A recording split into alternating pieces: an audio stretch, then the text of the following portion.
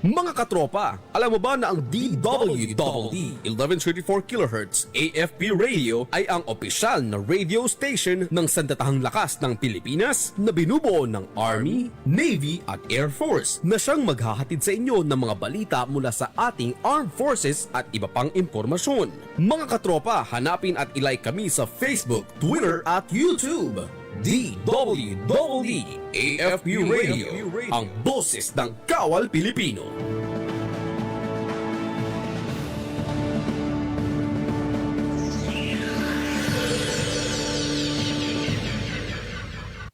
Sa dami ng mga nangyayari ngayon, sigurado ka bang tama ang lahat ng naririnig at nababasa mo? Bago ka mag-react o mag-share, think ka muna! Ang Think Ka Muna Pilipinas ay isang media and information literacy advocacy campaign ng MediaQuest kasama ang KBP at ang himpilang ito na nagpapaalala sa atin na mag-pause, mag-isip-isip at kumilos ng may alam. Dahil ang goal, isang mas informed, listo at responsableng Pilipinas. Think Ka Muna Pilipinas! Dahil sa atin magmumula ang isang mas mapanuring bansa. Kapag napinsala ng bagyo, normal lang na panghinaan ng loob o malungkot. Ang mahalaga, ready tayong bumangon. Ikaw pa, Enoy ka. Kaya pagligtas ng bumalik sa bahay pagkatapos ng bagyo, i-check agad kung may nasira dito. Make sure na hindi basa ang mga outlet ng kuryente bago buksan ang main switch. Kung may nakita namang sira sa mga kable ng kuryente, i-report agad sa otoridad. Itapon din ang mga naipong tubig ulan para hindi ito pamahayan ng lamok. Babangon ka, di ba? Babangon! Ikaw pa. #panatag ang may alam. Maging panatag Pilipinas.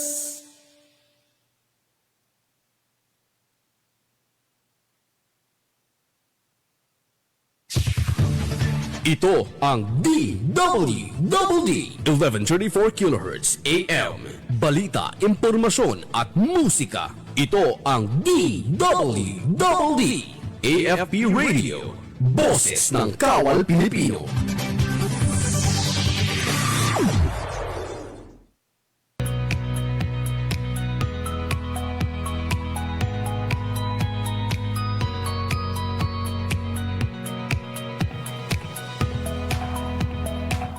Isang mapagpalang araw, Luzon, Visayas at Mindanao. Ngayon po ay araw ng Martes, ikasyam sa buwan ng Disyembre, taong kasalukuyan.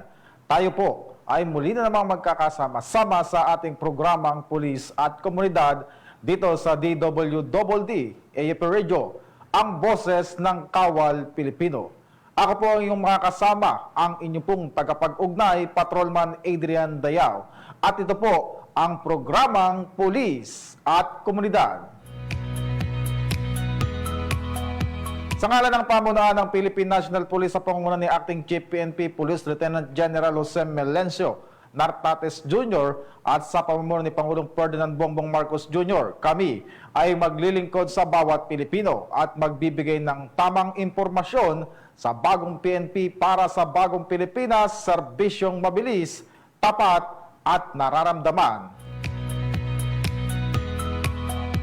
At para sa mga nais dumulog sa inyong pambansang pulisya ng mga reklamo at sumbong, bukas po ang aming tanggapan upang kayo ay matulungan. Maaari kayong tumawag sa Unified 911 o mag-text sa isumbong hotline na naka-flash sa inyong mga screen o di kaya pumunta sa pinakamalapit na himpilan ng pulisya sa inyong mga lugar. Kung mayroon naman po kayong sumbong o reklamo tungkol sa iilang pasaway at abusadong pulis, maaari kayong kumontak sa Integrity Monitoring Enforcement Group o PNP IMEG. Samantala, tayo po ay nagpapasalamat sa lahat ng bumubuo ng DWDD AFP Radio. At bago po tayo magsimula, ay binabati po natin ang aming Acting Director ng Police Community Affairs and Development Group. Walang iba kundi si Police Brigadier General Bina H. Guzman, at binabati din po natin ang Command Group ng PKG. Police Colonel Joel Serrano, ang Deputy Director for Administration. Police Colonel Adonis Guzman, ang Deputy Director for Operation. At Police Colonel Joel Ada, ang aming Chief of Staff. At sa ating unang balita, 2 tao ang naaresto habang 10 baril ang paso na ang lisensya ang nakumpiska sa ikinasang raid ng Criminal Investigation and Detection Group kasama ang SAP at Army sa compound ng Tarlac 3rd District Representative Noel Rivera sa Barangay San Vicente, Concepcion, Tarlac. Ayon kay CIDG Chief Police Major General Robert Alexander Murico II, nasamsam ang shotgun rifle, 5 pistola, 2 handgun at 1 revolver mula sa gusali ng 3rd G Construction and Development Corporation at ilang kabahayan sa loob ng compound. Inaresto rin ang manugang ng kongresista na si Jenny at isang security aide dahil sa pag-iingat ng mga baril na paso ang lisensya.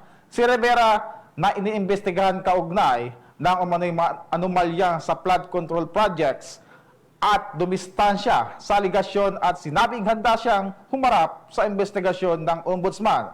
Ang investigasyon ng ombudsman, ang operasyon ay bahagi ng layunin ng bagong PNP para sa bagong Pilipinas, serbisyong mabilis, tapat at nararamdaman upang matiyak ang batas at kaayusan para sa publiko. At sa ibang balita, sa patuloy na pagsusumikap ng pulisya na hulihin ang may pagkakasala sa batas, matagumpay na nadakip ng First Bulacan PNP ang municipal most wanted person na sangkot sa karnaping sa Bulacan.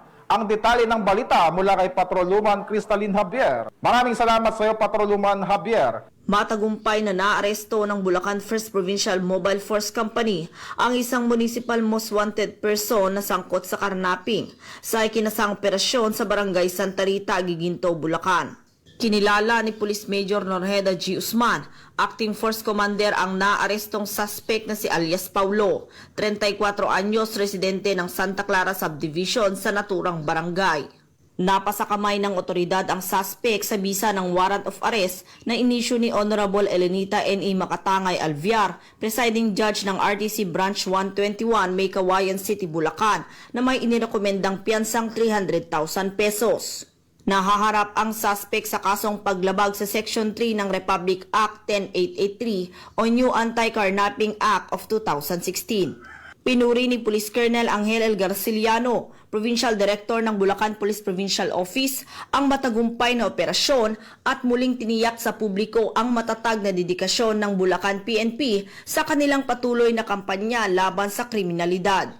Aniya, patuloy na nagsusumikap ang kapulisan upang matiyak na ang mga taong may pananagutan sa batas ay hindi makatakas. Ang pag-aresto sa mga most wanted persons ay patuloy ng hindi matitinag na serbisyo sa publiko.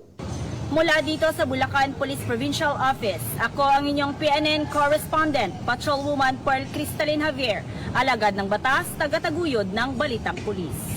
Dahil sa mabilis na aksyon ng Pilar PNP, ligtas na nasagip ang isang residente matapos ang naganap na landslide sa Pilar, Sorsogon. Narito ang magandang balita ni Police Staff Sergeant Mercolito Lobendino Jr.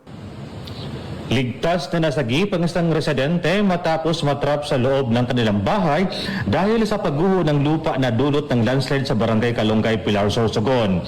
Agad na humingi ng tulong ang pamilya ng biktima kaya't mabilis na naglatag ng search and rescue operation ang Pilar Municipal Police Station sa pamumuno ni Police Captain Brian C. Bea, Acting Chief of Police. Kaagad na rumusponde ang mga pulis katuwang ang Municipal Disaster Risk Reduction and Management Office, mga opisyal ng barangay at mga volunteers.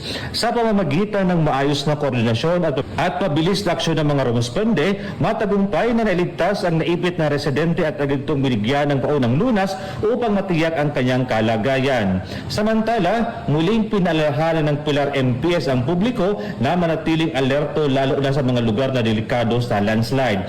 Hinikayat din ang mga residente na agad makipag-ugnayan sa mga otoridad sa oras ng sakuna upang mas mabilis na makapagbigay ng tulong ang kinauukulan.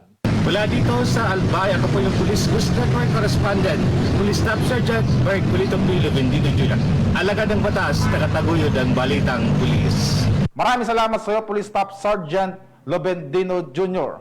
Walang palag sa kamay ng batas ang mag-live-in partner matapos maulihan ng iligal na droga na nagkakahalaga ng mahigit 8 milyong piso sa isinagawang bypass operation ng Regional Police Drug Enforcement Unit 6 sa Iloilo City. Ibabalita yan ni Patrolwoman Glidel Astrologo.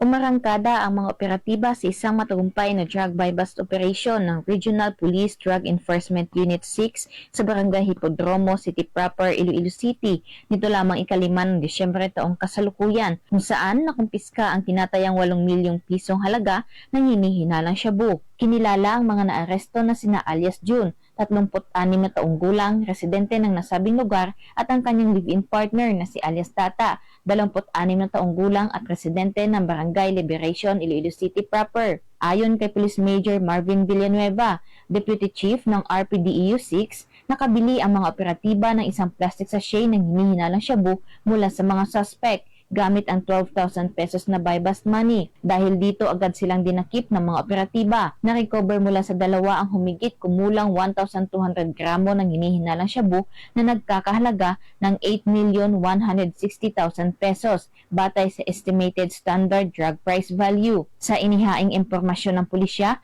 sinasabing ang dalawa ay matagal nang nag-ooperate sa Iloilo City at mga karatig bayan. Napag-alaman ding dati nang nakulong si alias June noong 2016 dahil sa kasong may kinalaman sa illegal na droga at nakalaya noong 2020. Samantala, patuloy pang inaalam ng mga kapulisan ang pinagmumula ng supply ng ipinagbabawal na droga ng mga suspect. Sa ngayon, nasa kustudiya na ng Iloilo City Police Station 1 ang mga suspect para sa tamang disposisyon at harapin ng mga ito ang kasong paglabag sa Republic Act 9165 o ang Comprehensive Dangerous Drugs Act of 2002. Sa gitna ng patuloy na kampanya kontra illegal na droga, muling pinatutunayan ng PNP ang kanilang dedikasyon sa pagpapanatili ng kapayapaan at seguridad ng komunidad at ang walang tigil na pagsugpo sa mga sindikato ng ipinagbabawal na gamot sa rehiyon. Mula dito sa Police Regional Office 6, ako ang inyong PNN Correspondent, Patrolwoman Glidel Astrologo, alagad ng batas, tagataguyod ng Balitang Pulis. Maraming salamat sa iyo, Patrolwoman Astrologo. Samantala, arestado ang 3 street-level individual sa ikinasang buy-bust operation ng mga otoridad sa Molo, Iloilo City. Patrolwoman Raisa Valencia sa report. Arestado ang 3 street-level individual sa ikinasang drug buy-bust operation ng Iloilo City Police Station 4 sa Zone 5, Barangay Boulevard, Molo, Iloilo City nito lang 3 ng Disyembre taong kasalukuyan. Kinilala mga naaresto na si alias Jopay, 36 taong gulang, alias Maria, 25 taong gulang at alias Toto, 23 taong gulang at residente ng nasabing lugar. Nahuli sa akto ang mga suspect matapos magbenta ng hininalaang shabu sa isang pusher buyer kapalit ng mark money.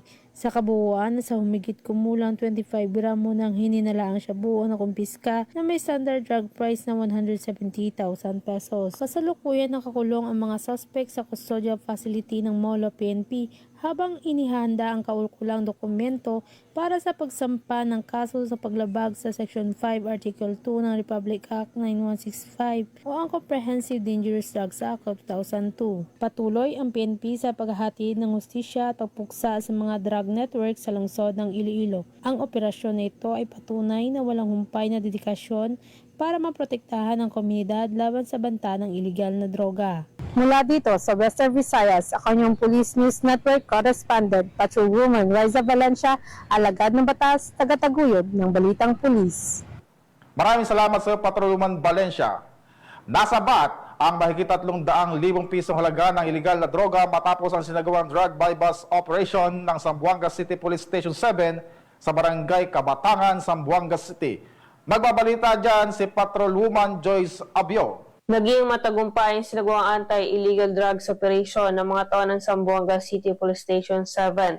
Katuwa ang mga tauhan ng Technical Support Company RMFB-9 sa Barangay Kabatangan, Zamboanga City. Kinilala ng mga otoridad ang naarestong suspect na si alias Kimhar, 33 taong gulang, may asawa at residente ng Barangay San Roque, Zamboanga City. Na-recover mula sa suspect ang 3 heat-sealed transparent plastic sachet ng hinihinalang shabu na may kabuuang timbang na 47 grams at may standard drug price na 319,600 pesos. Nakuha rin ang isang 500 peso bill na ginamit bilang mark money sa operasyon. Agad na dinala sa Zamboanga City Forensic Unit 9 ang mga nakumpiskang ebidensya para sa kaukulang pagsusuri, habang ang suspect ay nasa kustudiya na ng Zamboanga City Police Station 7 para sa tamang dokumentasyon at disposisyon.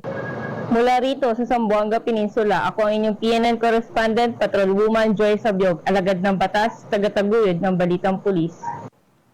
Maraming salamat sa iyo, Patrolwoman Abiog. Nakumpiska ng mga otoridad ang mahigit 200,000 pisong halaga ng iligal na droga sa buy-bust operation sa Lapu-Lapu City. Patrolwoman Annalyn Canoog sa detalye. Nakumpiska ng mga operatiba ng CIU at CDU ng Lapu-Lapu City Police Office ang 272k na halaga ng shabu sa sinagawang buy-bust operation noong 6 ng Disyembre sa taong kasalukuyan sa Barangay Poblasyon Lapu-Lapu City, Cebu. Kinilala ni Police Captain Mark Anthony Upside ang suspect na si Alice Clinton, 50 anyos, residente ng Barangay Poblasyon Lapu-Lapu City, Cebu. Dako alas 11:24 ng gabi nang ikinasa ang naturang operasyon na humantong sa pagkakaresto sa suspect at pagkasamsam ng 5 pakete na hinalang shabu na may kabuang timbang na 40 na gramo at may standard drug price na 272,000 pesos, isang pouch at buy-bust money. Ang suspect ay pansamantalang nakakulong sa custodial facility ng Lapu-Lapu City Police Office habang nihahanda ang kaukulang kaso laban sa kanya. Patunay ang matagumpay ng operasyong ito sa patuloy na kampanya ng pabangsang pulisya ng Pilipinas laban sa iligal na droga para sa kapayapaan at kaayusan ng komunidad. Mula dito sa Central Visayas, ako ang iyong PNN correspondent, Patrolwoman Annalyn N. Canoog, alagad ng batas, tagataguyod ng Balitang Pulis. Maraming salamat sa iyo, Patrolwoman Canoog. Magbabalik po muna ang ating programa makalipas ang ilang paalala.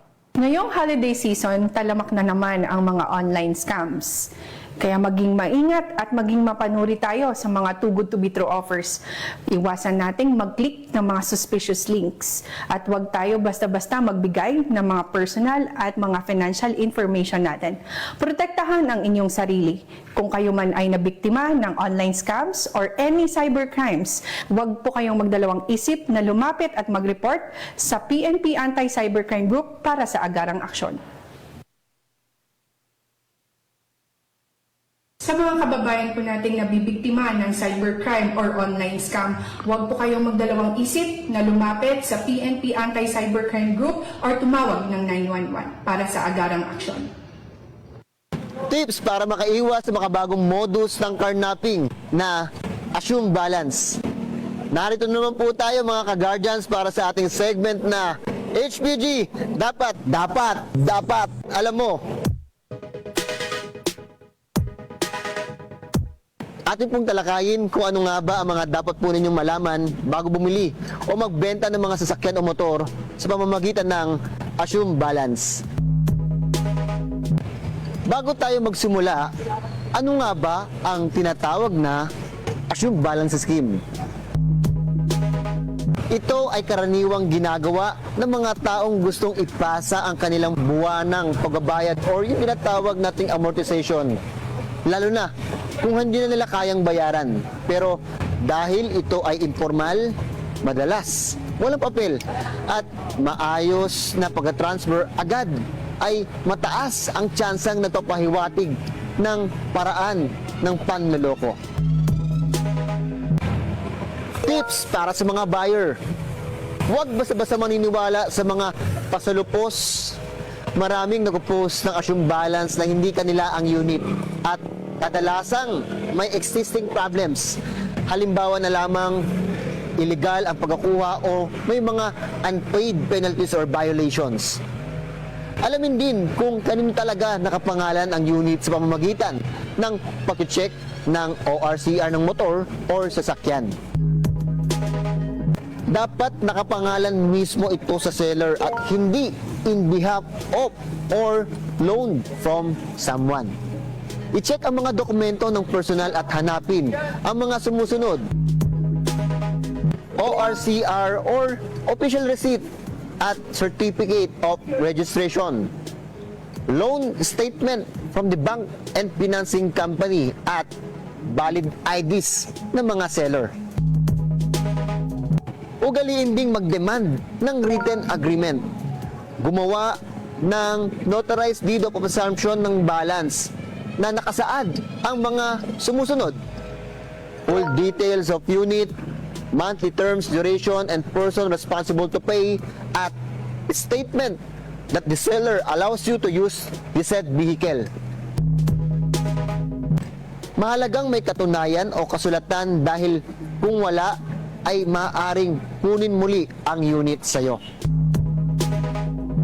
Ugaliin ding ikumpirma sa financing and bank company sa pamamagitan ng pagtawag o paggawa ng email sa bank financing company na pinagkuhaan ng motor o sasakyan para ikumpirma kung pwede ka talagang sumalo sa nasabing loan.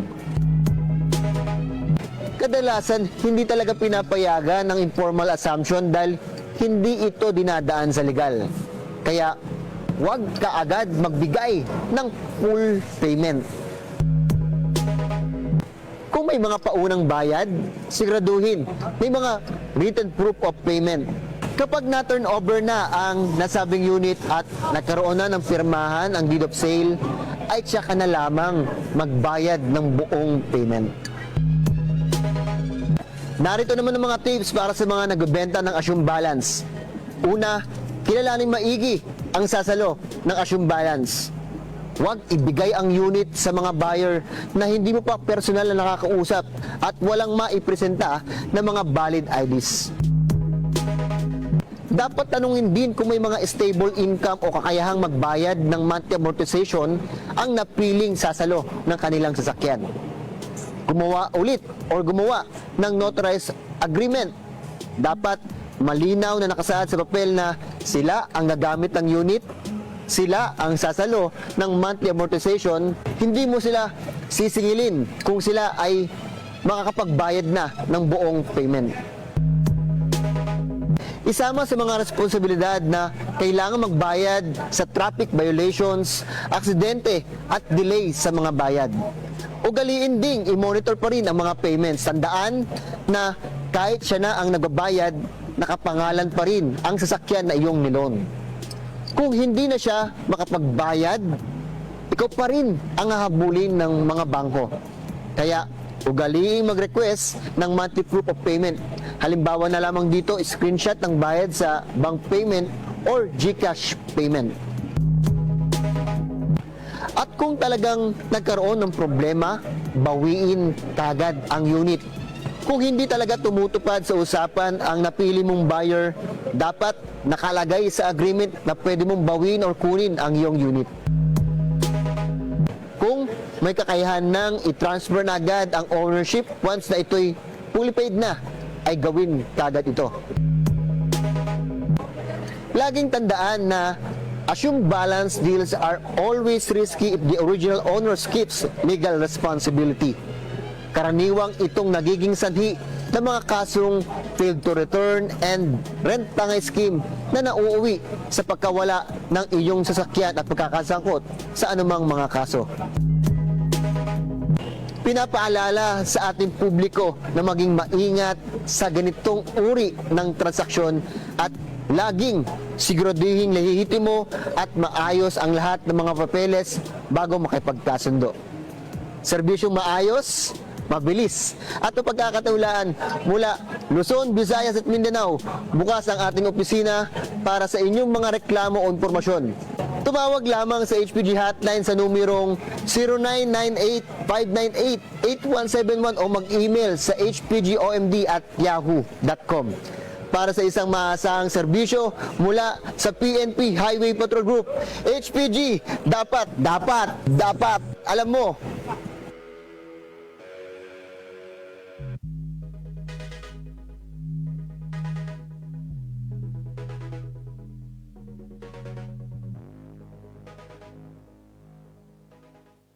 At sa pagkapatuloy po ng ating mga balita, sa kagusto ng malagay sa payapa at tahimik ang kanilang buhay, nagpasya ng magbalik loob ang 5 miyembro ng Communist Terrorist Group sa pamahalaan ng Bohol. Ang magandang balita ay ihahatid ni Patrolwoman Flora May Azares. Voluntaryong nagbalik loob sa pamahalaan ang 5 miyembro ng Communist Terrorist Group sa Barangay Bongbong, Trinidad, Bohol, noong ika-6 ng Disyembre ng taong kasalukuyan. Ayon kay Police Lieutenant Colonel Jomar S. Pumarejos, Chief ng Provincial Intelligence Unit, Bohol Police Provincial Office, bandang alas 2:25 ng hapon, nang tuluyang mapasakamay ng mga otoridad ang mga surrenderies na sina alias Maiko, 57 anyos, na residente ng Barangay Kauswagan, Trinidad, Bohol, alias Sayang, 49 anyos, alias Oking, 44 anyos, alias Marcela, 57 anyos, at alias Becky, 54 anyos. Napawa mga residente ng Barangay Bongbong, Trinidad, Bohol. Ang pagbabalik loob ng mga nasabing individual ay resulta ng matagumpay na panawagan at pakikipagnegosasyon ng mga tauhan ng PIU-BPPO at Trinidad Municipal Police Station, katuwang iba pang ahensya ng gobyerno. Isinuko rin ng 2 surrenderies ang 2 unit ng 9mm caliber, 2 steel magazine at 8 bala. Ang naturang mga surrendery ay isa sa ilalim sa assessment para sa posibleng enrollment sa programa ng ating gobyerno na Enhanced Comprehensive Local Integration Program o ECLIP. Ang matagumpay na operasyon ay representasyon na ang mga programa ng ating gobyerno sa pagwawakas ng insurhensya at terorismo ay matagumpay na naipapatupad tungo sa pagkamit ng payapa at maunlad na bagong Pilipinas. Mula dito sa Central Visayas, ako ay inyong Police News Network Correspondent, Patrolwoman Florami Azares, alagad ng batas, tagataguyod ng Balitang Pulis. Maraming salamat sa iyo, Patrolwoman Azares, upang mapanatili ang kalinisan sa karagatan. Nanguna, ang Pangasinan Police Provincial Office sa isinagawang Coastal Cleanup Drive activity sa naisinagawa sa Lingayen, Pangasinan. Ang detalye ng balita mula kay Patrolman Dennis Carinal. Pinangunahan ng Police Provincial Office sa pamumuno ni Police Colonel Arbel Singh Recollo ang isang matagumpay na Coastal Cleanup Drive sa Biwak, Barangay Poblasyon, Lingayen, Pangasinan. Kabilang sa mga nakiisa si Police Lieutenant Colonel Jose Ilabayada II, Police Lieutenant Colonel Binaventura DJ Benavides III, Provincial Staff, PNP personnel mula sa iba't ibang stasyon, LGUs, stakeholders, mga estudyante at iba pang mga